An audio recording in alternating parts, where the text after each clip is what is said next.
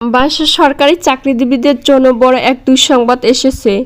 আপাতত মহার্ঘ ভাতা স্থগিত করা হয়েছে। বর্তমান অর্থনৈতিক পরিস্থিতি ও উচ্চ মূল্যস্ফীতির কারণে অন্তর্বর্তীকালীন সরকার এই সিদ্ধান্ত নিয়েছে।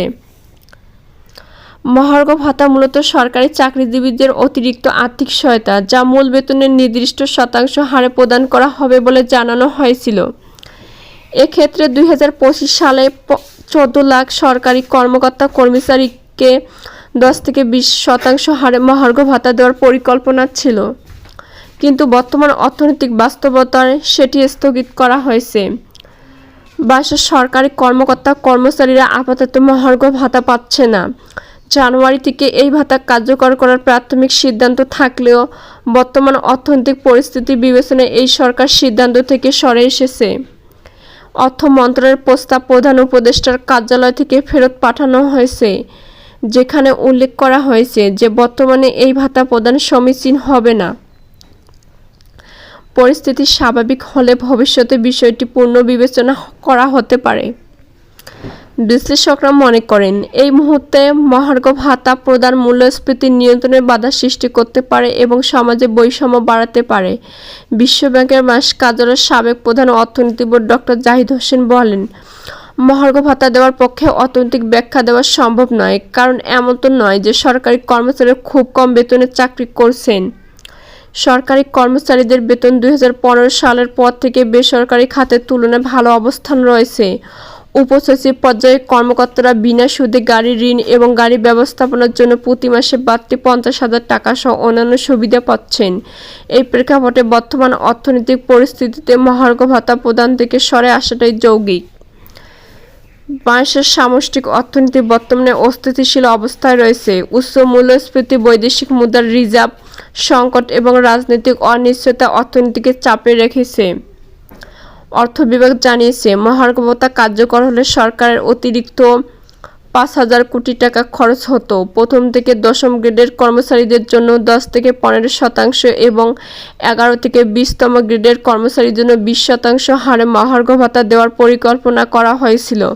তবে বর্তমান বাজেটে এই অতিরিক্ত ব্যয় বহন করা সম্ভব নয়।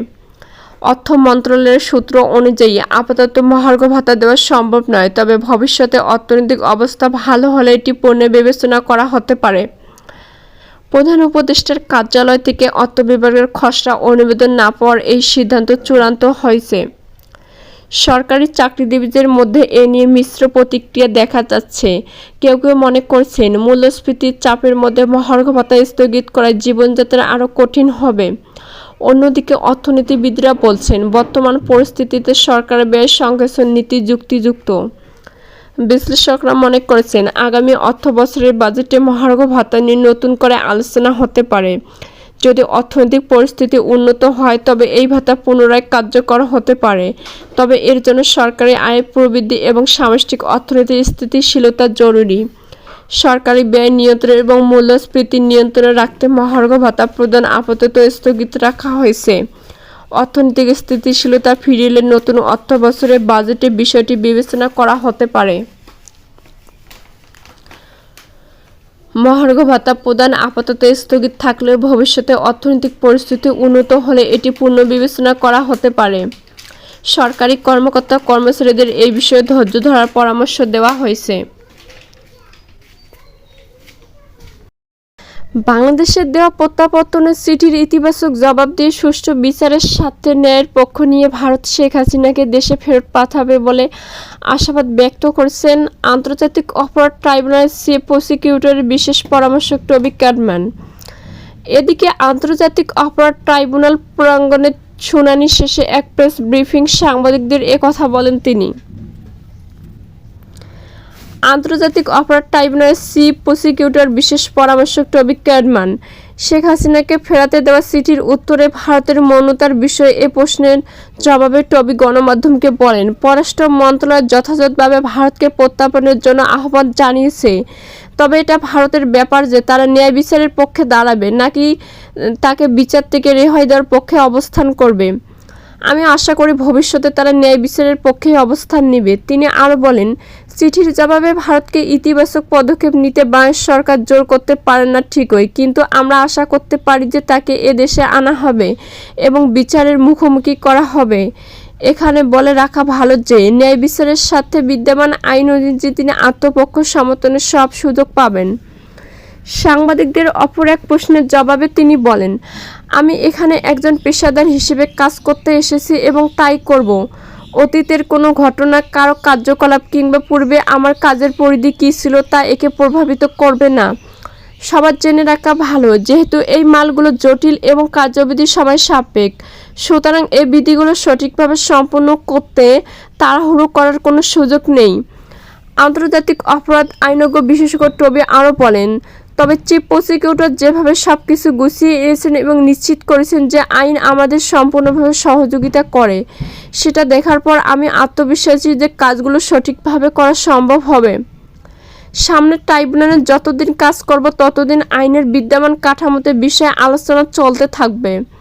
এ বিষয়ে এবং বিদ্যমান আইনি ফ্রেমওয়ার্ক এ প্রয়োজনীয় পরিবর্তন আনতে আইন অঙ্গনের অন্যান্য ব্যক্তিদের সঙ্গে এ বিষয়ে আলোচনা করব। আশা করি তা করা গেলে আইনি বিষয়গুলো আরও নিরপেক্ষ, সহজতর ও আন্তর্জাতিক মানদণ্ডে স্বীকৃত হবার যোগ্য হবে। এদিকে ব্রিটিশ আইনজীবী লন্ডন ভিত্তিক ল ফার্ম গুয়ের্নিকা 37 গ্রুপের সহ-প্রতিষ্ঠাতা ও গুয়ের্নিকা 37 চেম্বার্সের যুগ্ম প্রধান টবি ক্যাডম্যানকে গত 20 ডিসেম্বর বাংলাদেশের আন্তর্জাতিক অপরাধ ট্রাইব্যুনালের চিফ প্রসিকিউটরের বিশেষ পরামর্শ নিয়োগ দেওয়া হয়। এর পরপরই আন্তর্জাতিক অপরাধ ট্রাইব্যুনালে এক বিজ্ঞপ্তি প্রকাশিত হয়। এতে টবির নিয়োগ ট্রাইব্যুনালের জন্য এক উল্লেখযোগ্য মাইলফলক বলে মন্তব্য করেন চিফ প্রসিকিউটর মোহাম্মদ তাজুল ইসলাম। প্রধানমন্ত্রী শেখ হাসিনার বিরুদ্ধে ইন্টারপোলের রোড নোটিশ জারি করা নিয়ে পরিষ্কার কোনো ধারণা দিতে পারেনি পররাষ্ট্র মন্ত্রণালয়। এছাড়া বিশ্ব স্বাস্থ্য সংস্থা দক্ষিণ এশিয়ার আঞ্চলিক পরিচালক সাইমা ওয়াজেদ পুতুলের বিষয়ে দুর্নীতি দমন কমিশন চিঠি এখনও পররাষ্ট্র মন্ত্রণালয় পায়নি বলে জানিয়েছেন মন্ত্রণালয়ের মুখপাত্র মোহাম্মদ রফিকুল আলম। এদিকে মন্ত্রণালয়ের সাপ্তাহিক ব্রিফিংয়ে এ তথ্য জানান তিনি। রফিকুল আলম বলেন, কোনো দেশ থেকে সন্দেহভাজন অপরাধীর তথ্য দিয়ে সংশ্লিষ্ট দেশ ইন্টারপোল রোড নোটিশ জারি করতে পারে। রেড নোটিশ ইন্টারপোলের আন্তর্জাতিক গ্রেপ্তারি পরোয়ানার সমতুল্য। অপর এক প্রশ্নের জবাবে তিনি বলেন, রেড অ্যালার্টের বিষয়ে আমাদের কাছে হালনাগাদ তথ্য নেই। এছাড়া বিশ্ব স্বাস্থ্য সংস্থার দক্ষিণ এশিয়া আঞ্চলিক পরিচালক সাইমা ওয়াজেদ পুতুলের বিষয়ে দুর্নীতি দমন কমিশনের চিঠি প্রসঙ্গে তিনি জানান, পররাষ্ট্র মন্ত্রণালয়ের কাছে এখন পর্যন্ত এই বিষয়ে কোনো তথ্য নেই। সাবেক প্রধানমন্ত্রী শেখ হাসিনার মেয়ে সাইমা ওয়াজেদ পুতুলের কানাডার নাগরিকত্ব আছে বলে প্রমাণ পেয়েছে দুদক। এ প্রসঙ্গে রফিকুল আলম বলেন, আমাদের কাছে এ সংক্রান্ত কোনো ডকুমেন্ট আসেনি, সুতরাং এখানে প্রি-ম্যাচিওর স্টেটমেন্ট দেওয়া ঠিক বলে আমাদের কাছে মনে হয় না। আমরা এখনও চিঠি পাইনি, চিঠি আসেনি। দ্বৈত নাগরিকত্ব বিষয়ে আরেক প্রশ্নের জবাবে তিনি বলেন, সাধারণত দ্বৈত নাগরিকত্ব থাকলে সরকারি কাজে নিযুক্ত হওয়া যায় না। এর ব্যত্যয় কোথায় কী হয়েছে সংশ্লিষ্ট মন্ত্রণালয় খতিয়ে দেখবে।